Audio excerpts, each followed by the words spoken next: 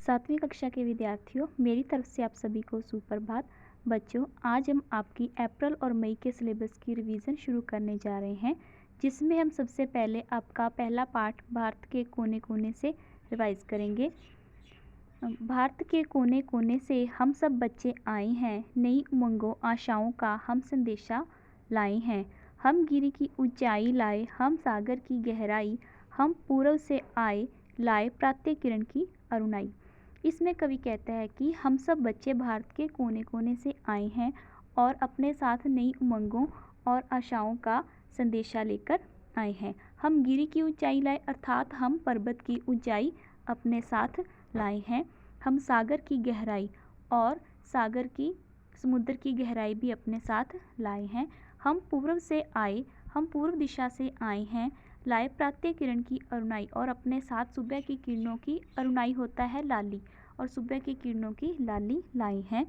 भारत के कोने कोने से हम सब बच्चे आए हैं, नई उमंगों आशाओं का हम संदेशा लाए हैं। हम सब बच्चे भारत के कोने कोने से आए हैं और अपने साथ नई उमंगों और आशाओं का संदेशा लेकर आए हैं। आगे है, हम पश्चिम से आए लाए आग राग राजस्थानी, हम लाए हैं गंग जमुन के संगम का निर्मल पानी। भारत के कोने कोने से हम सब बच्चे आए हैं, नई उमंगों आशाओं का हम संदेशा लाए हैं। इन पंक्तियों में कवि कहता है कि हम सभी बच्चे भारत के पश्चिम दिशा में से आए हैं, या कह सकते हैं कि पश्चिम दिशा में स्थित प्रदेशों से आए हैं और लाए आग राग राजस्थानी और अपने साथ राजस्थानी जोश और खुशियों के गीत लेकर आए हैं। हम लाए हैं गंग जमुन के संगम का निर्मल पानी और अपने साथ गंगा और यमुना नदियों के संगम का निर्मल पानी, साफ स्वच्छ शुद्ध पानी लेकर आए हैं। भारत के कोने कोने से हम सब बच्चे आए हैं, नई उमंगों आशाओं का हम संदेशा लाए हैं। हम सभी बच्चे भारत के कोने कोने से आए हैं और अपने साथ नई उमंगों और आशाओं का संदेशा लेकर आए हैं। आगे है, कल आने वाली दुनिया में हम कुछ कर दिखलाएंगे, भारत के ऊंचे माथे को ऊंचा और उठाएंगे। भारत के कोने कोने से हम सब बच्चे आए हैं, नई उमंगों आशाओं का हम संदेशा लाए हैं। इन पंक्तियों में कवि कहता है कि हम सभी बच्चे कल आने वाली दुनिया में, आने वाले समय में हम कुछ कर दिखलाएंगे, कुछ बड़ा काम करके दिखाएंगे। भारत के ऊंचे माथे को ऊंचा और उठाएंगे और भारत का नाम जो दुनिया में पहले ही सबसे काफ़ी ऊंचा है, उसे और ऊंचा उठाने की कोशिश करेंगे। ऊंचा उठाएंगे, उसे और ऊंचा उठाने की कोशिश करेंगे। भारत के कोने कोने से हम सब बच्चे आए हैं, नई उमंगों आशाओं का हम संदेशा लाए हैं। हम सभी बच्चे भारत के कोने कोने से आए हैं और अपने साथ नई उमंगों और आशाओं का संदेशा लेकर आए हैं। आगे अभ्यास रिवाइज करते हैं। पहला प्रश्न है, नीचे गुरमुखी और देवनागरी लिपि में दिए गए शब्दों को पढ़ें और हिंदी शब्दों को लिखने का अभ्यास करें। ये जो सभी शब्द दिए गए हैं गुरमुखी लिपि में दिए गए हैं और साथ ही देवनागरी लिपि में, इन सभी को पढ़ना है। भारत, भारत, बच्चे, बच्चे, संदेशा, संदेशा, दुनिया, दुनिया, पानी, पानी, गंगा, गंगा, पूर्व, पूर्व, किरण, किरण। ऐसे ही हमारा अगला प्रश्न है, नीचे एक ही अर्थ के लिए पंजाबी और हिंदी भाषा में शब्द दिए गए हैं, इन्हें ध्यान से पढ़ें और हिंदी शब्दों को लिखें। मतलब कि पंजाबी शब्दों को हमने हिंदी शब्दों में लिखना है, जैसे समुंदर, सागर, साफ, निर्मल, सवेरा, प्रातः, पर्वत, गिरी, लाली, अरुणाई, अग, आग, आस, आशा, मेल, संगम। आगे है तीसरा प्रश्न, प्रश्नों के उत्तर देने हैं। इन प्रश्नों के उत्तर एक या दो वाक्यों में लिखें। पहला प्रश्न है, गीत गाने वाले बच्चे कहाँ से आए हैं। हमने कविता में पढ़ा है कि गीत गाने वाले बच्चे कहाँ से आए हैं, भारत के कोने कोने से। तो उत्तर क्या आएगा, गीत गाने वाले बच्चे भारत के कोने कोने से आए हैं। दूसरा प्रश्न है, भारत के कोने कोने से कविता में बच्चे क्या संदेश लेकर आए हैं। ये भी हमने पढ़ा है बार बार, नई उमंगों और आशाओं का। भारत के कोने कोने से कविता में बच्चे नई उमंगों और आशाओं का संदेशा लेकर आए हैं।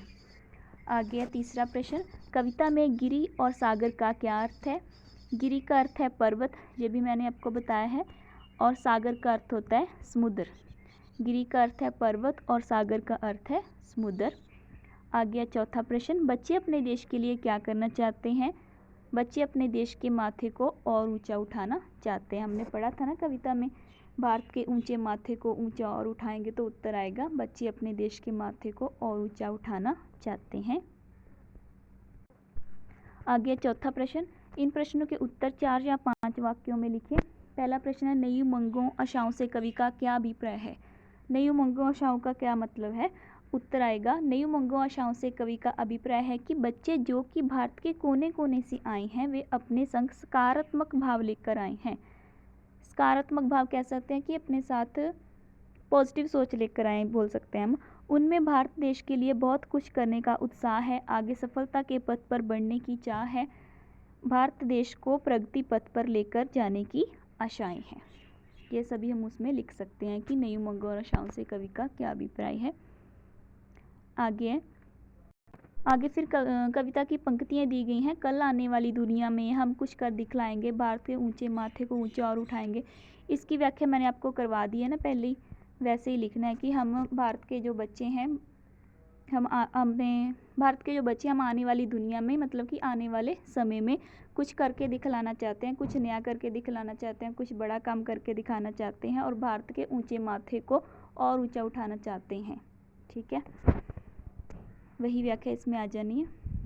आ गया 5वां प्रश्न, भाववाचक संज्ञा।